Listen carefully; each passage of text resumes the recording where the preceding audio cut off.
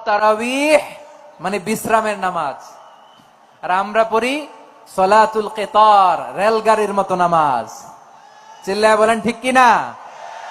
না, এরকম করবেন না। ইমাম সাহেবদেরকে আশ্বস্ত করুন যে ইমাম সাহেবরা আমরা পিছনে আসি আপনাদের সাথে, আপনি আস্তে আস্তে পড়েন, তার তিলের সাথে পড়েন, ধীরস্থির ভাবে তারাবির সালাত পড়বেন। সারা বছর এই সুযোগ হয় না, দাঁড়িয়ে কোরআন শোনার এরকম আয়োজন ব্যবস্থাপনা সারা বছর আর আমরা পাই বলেন তো? না। তারাবির সালাতের রাকাত বিতর্ক এড়িয়ে চলুন, রাকাত নিয়ে বিতর্ক করবেন না। 8 রাকাত 20 রাকাত নিয়ে যে মারামারি এই দেশে, এটা শয়তানের ফন্দি। চিল্লায় বলেন এটা কার ফন্দি? আমরা 20 রাকাত পড়ি, আপনারা হয়তো 8 রাকাত পড়েন, কোনো অসুবিধা নাই। আমরা যারা 20 রাকাত আমরা পড়তেছি, আমরা 20 রাকাতের কথাই বলি, 20 রাকাত আমরা পড়বো আজীবন।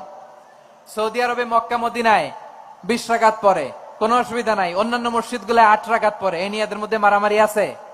হ্যাঁ, এই জন্য রাকাত বিতর্ক এড়িয়ে চলবেন। প্রিয় ভাইয়েরা, আপনার আমল আল্লাহর কাছে কবুল হবে সংখ্যার বিচারে না উত্তমতার বিচারে বলেন তো?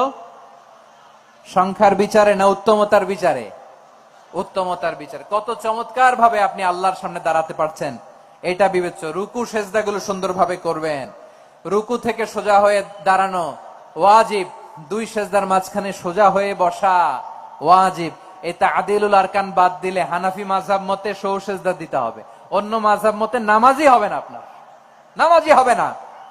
এই জন্য ধীরস্থির ভাবে তারাবির সালাত যেন আমরা আদায় করি। পারা যাবে তো ইনশাআল্লাহ? 3 নাম্বার, তাহাজ্জুদের সালাত আদায়।